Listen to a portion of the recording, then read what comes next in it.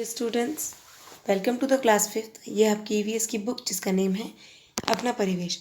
इसका हम रिवीजन चल रहे थे। फर्स्ट चैप्टर हमारा रिवीजन में कंप्लीट हो गया था जिसका नेम था अंडरस्टैंडिंग आवर रिलेशंस, और सेकंड चैप्टर है माइग्रेशन ऑफ फैमिलीज़। तो सेकंड चैप्टर को पढ़ने से पहले रिवीजन से पहले मैं आपको बता दूँ इस चैप्टर का मीनिंग क्या होता है।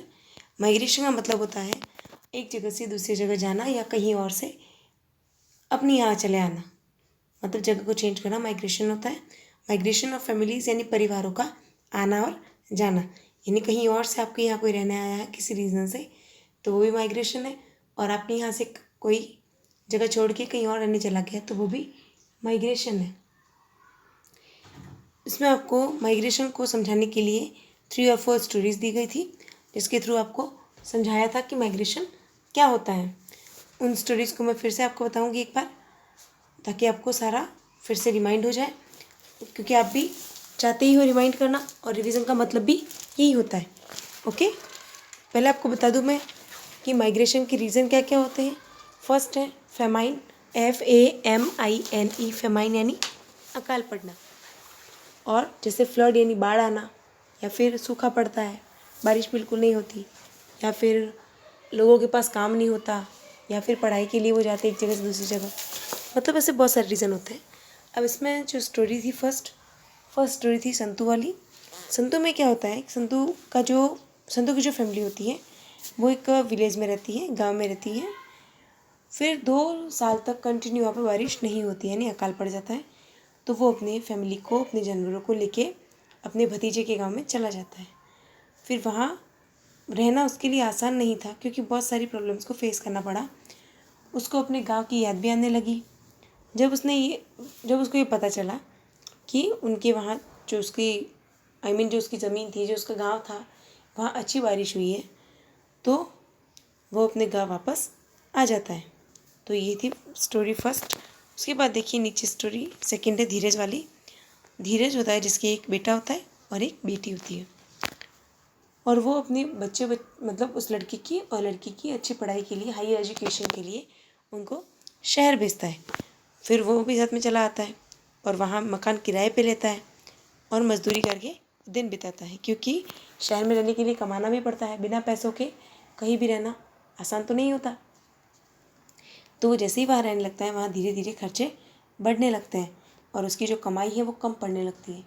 तो वो एक काम करता है, वो दिन में तो लेबर बनता है यानी मज़दूर बनता है, और नाइट में वॉचमैन बनता है यानी चौकीदार बनता है, और ऐसे करके वो अपने परिवार का खर्चा चलाता है। और जैसे ही उनके बच्चों की पढ़ाई पूरी हो जाती है तो वो वापस गांव आ जाते हैं। फिर थर्ड स्टोरी है गोविंद राम्स की। ये देखिए, गोविंद राम की फैमिली जनियाना विलेज में रहती है और उनका एक छोटी सी ग्रोसरी शॉप होती है, GROCERY, ग्रोसरी यानी किराना की दुकान। उनकी ग्रोसरी शॉप होती है, ग्रोसरी शॉप यानी किराना की दुकान, जिसमें खाने पीने की सारी चीज़ें अवेलेबल होती है। फिर उनका जो बेटा होता है चंद्रराम, उसका सपना होता है कि वो एक बड़ी सी दुकान बनाए। कहाँ पे, यानी उसका एक अच्छा अपना खुद का बिजनेस हो शहर में। तो वो काम करता है कि फिर उनको उसका एक सपना पूरा करने के लिए उनको बहुत सारी प्रॉब्लम आती है, जैसे पैसों की कमी आती है, उनको बिज़नेस के लिए अच्छी जगह नहीं मिलती, और भी कई सारे रीज़न्स होते हैं। लेकिन फिर भी वो हिम्मत नहीं हारते और उनके रिलेटिव्स भी उनकी मदद करते हैं, यानी उनके जो रिश्तेदार होते हैं। और धीरे धीरे वो अपना बिज़नेस स्टार्ट करता है और उसका बिज़नेस अच्छे से चलने भी लगता है। अब वो अपनी पूरी फैमिली को शहर बुला लेता है, क्योंकि वो अच्छे से सेटल हो गया। तो वो चाहता है कि उसकी फैमिली भी वहाँ आके रहने लगे। लेकिन वहाँ आके वो सेटल भी हो गए, अच्छे से रहने भी लगे, फिर भी उन्हें अपने गाँव की बहुत याद आती है। और जब भी कोई स्पेशल ओकेज़न होता है तो वो वहाँ चले जाते हैं, यानी अपने गाँव सिर्फ मिलने के लिए। ओके, फिर नेक्स्ट स्टोरी है डूंगरपुर डिस्ट्रिक्ट, जो कहाँ आया हुआ है, राजस्थान में। तो ये राजस्थान की ही एक स्टोरी है, डूंगरपुर डिस्ट्रिक्ट के गलियाकोट टाउन की, यानी कस्बे की। लेकिन यहाँ बात चलेगी गुजरात की। देखिए गुजरात का नाम यहाँ क्यों आया है। Galiyakot which has the world famous mosque of Islamic saint Fakhruddin, temple of Sheetla Mata, Jain temples and Somnath temple with unique pattern of architecture. यानी ये गुजरात और राजस्थान की बॉर्डर जो है उसके अटैच ही एक टाउन है गलियाकोट, जहाँ पे एक कड़ाना बांध बना है, डैम यानी बांध।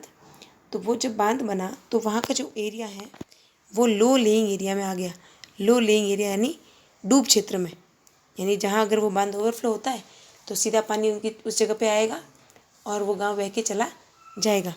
तो फिर गवर्नमेंट क्या करती है, वहाँ के लोगों के लिए एक अलग कॉलोनी बनाती है और उनको रहने के लिए वहाँ घर बना के देती है और वहाँ उनको हॉस्पिटल, स्कूल, बैंक जैसी फैसिलिटीज़ भी अवेलेबल करवाती है।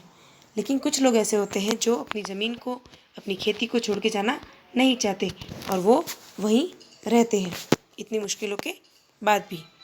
उसके बाद देखिए यहाँ ये पिक्चर्स देख लीजिए एक बार, आपको अभी बताएंगे कि लोग माइग्रेट क्यों होते हैं एक जगह से दूसरी जगह के लिए। ये दो पिक्चर देखिए आराम से आप, ये देखिए, ये है लो लेइंग एरिया, LOW लो, LYING लेइंग, AREA एरिया, लो लेइंग एरिया यानी डूब क्षेत्र। देखिए ये गाँव कैसे डूब गया है।